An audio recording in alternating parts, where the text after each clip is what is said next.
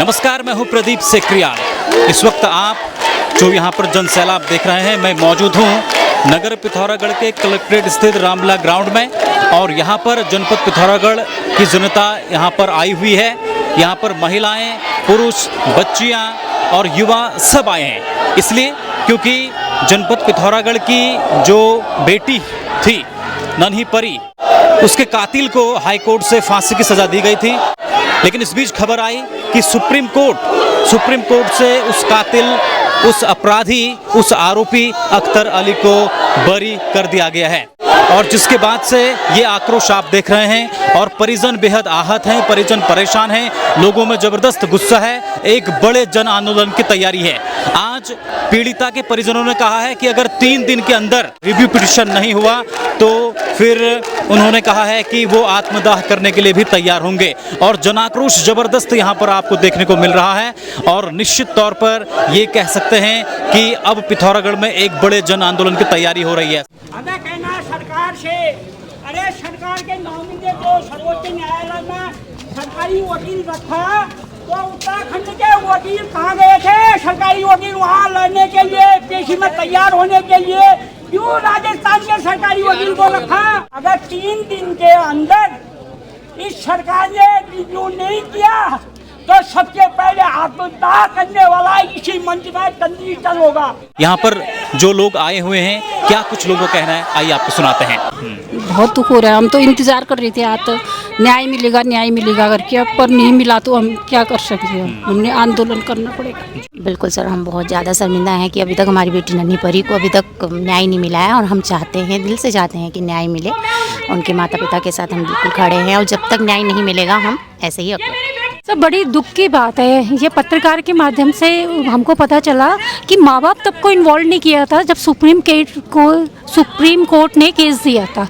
अब लगाइए उस पीड़ित परिवार की कितनी दुखद भरी घटना है और न्याय तो होना चाहिए ना। ये बात एक की नहीं है, ये हर प्रत्येक घर की, प्रत्येक बच्चियों की सुरक्षा को लेके सवाल उठता है। कहेंगे न्याय मिलना चाहिए और उसको फांसी देनी चाहिए, उसको जिंदा छोड़ना ही नहीं चाहिए। बेटिया को फांसी क्यों नहीं लगी? 11 साल पालने के बावजूद तो आज उसको रिहा क्यों किया? किसके कहने पर किया? जो क्यों परिवार वालों को सूचित ही नहीं है वो बात है। बच्चियाँ सुरक्षित नहीं है आज के हिसाब से।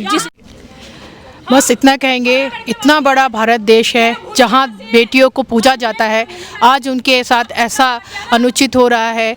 हमारा देश अब बिल्कुल अनदेखा कर रहा है और बेटियां जो पूरे देश में नाम रोशन कर रही हैं, एंजिल पुनेरा यहाँ की इंटरनेशनल प्लेयर हुई और हमारी सिंधु हुई और इतने अच्छी लड़कियां जो कि अभी हमारी राष्ट्रपति खुद मुर्मू है, लेकिन उसके बावजूद भी हमारी न्याय व्यवस्था ऐसी हो गई है कि आज हमारी बेटियां इस देश में अपने घर में सुरक्षित नहीं है तो कहाँ जाएंगी? उसको तो फांसी में चढ़ा देना चाहिए, उसको बाहर निकालना ही नहीं चाहिए। इतना कहूँगी कि पूरा भारत देश है, आज तक भी बहुत सारे अपराध हुए हैं, अब किसी को न्याय मिला नहीं है। ऐसी जनसंख्या आती है, ऐसे प्रोटेस्ट करती है, लेकिन उसके बावजूद भी कुछ नहीं कह सकते। इतना कहूँगी कि जस्टिस मिले, सबको मिले, हम भी उन्हीं के लिए यहाँ हैं। मुझे एक बात सबसे गंदी ये लगी कि लोग यहाँ सबसे ज़्यादा महिला के लिए ही हो रहा है और महिलाएं भी घर में की छत से बैठ के देख रही हैं। हमने पूरी इतनी रैली करी, लोग देख रहे हैं, घर से वीडियो बना रहे हैं, लेकिन नीचे ग्राउंड में नहीं आ रहे हैं। मैं खुद एक बेटी हो के मैं कल के दिन मैं क्या सोचूंगी, कल मुझे मेरे साथ कुछ गलत ना हो। अगर ये महिलाएं हैं, ये लोग नहीं आएंगे तो कैसे होगा, मुझे ये समझ में नहीं आ रहा। अगर जस्टिस मिले तो अभी मिले, नहीं तो मैं कुछ नहीं कहती हूँ। ये सरकार से सब मैं यही कहना चाहूँगी, जो हमारी कानून व्यवस्था बहुत बेकार है। आज तक हमारा भारत देश है जहाँ सबसे ज़्यादा देवी देवताओं को माना जाता है, बट सबसे ज़्यादा दुष्कर्म भी इधर ही होते हैं और आज तक हमेशा यही हुआ है कि हर कोई रोड पे निकल जाता है, बस हमारा न्याय तो किसी को मिला ही नहीं। कानून व्यवस्था ये सबसे बेकार है। थोड़ा अगर कानून व्यवस्था अच्छी होती तो इतनी सारी बेटियों को न्याय मिल जाता। आज तक रैलियों में बहुत गए, हमें भी दुख होता है कि मतलब कि इतना हम करते हैं, सरकार बेकार है, सबसे बेकार मतलब कानून व्यवस्था यहाँ की। अगर एक अपराधी को उसकी सज़ा मिल जाती तो इतना नहीं होता। उनको नहीं छोड़ना चाहिए, क्योंकि आजकल की बच्ची नहीं तो कैसे सेफ रह पाएगी जब उनको ही मतलब सजा न मिले, ऐसे छोड़ दिया जाए। उनको नहीं छोड़ना चाहिए, उनको तो मतलब कानून कड़ी से कड़ी सजा देनी चाहिए। उस छोटी नन्ही बच्ची के लिए न्याय के लिए आई हूँ ताकि जल्दी से जल्दी कोई अच्छी कार्रवाई हो और उन सभी गुनहगारों को सख्त से सख्त कार्रवाई हो। कैसिस के हथियारों को गोली मारो सालों को, कैसिस के हथियारों को गोली मारो सालों को, कैसिस के हथियारों को गोली मारो सालों को, कैसिस के हथियारों को गोली मारो सालों को, कैसिस के हथियारों को गोली मारो सालों को, कैसिस के हथियारों को।